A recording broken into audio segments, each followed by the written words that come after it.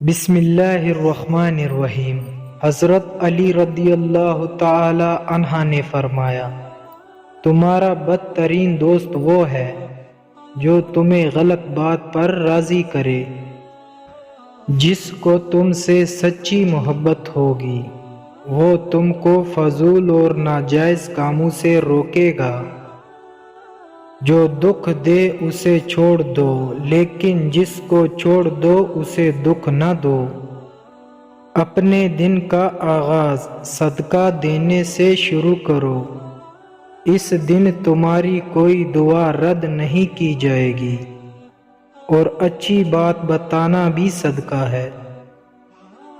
غلط بات پر غصہ آنا شرافت کی نشانی ہے، لیکن غصے کو پی جانا مومن کی نشانی ہے۔ ہمیشہ سمجھوتا کرنا سیکھو، کیونکہ تھوڑا سا جھک جانا کسی رشتے کو ہمیشہ کے لیے توڑ دینے سے بہتر ہے۔ ایسے شخص کو کبھی مت گنوانا جس کے دل میں تمہارے لیے محبت، فکر، عزت اور چاہت ہو۔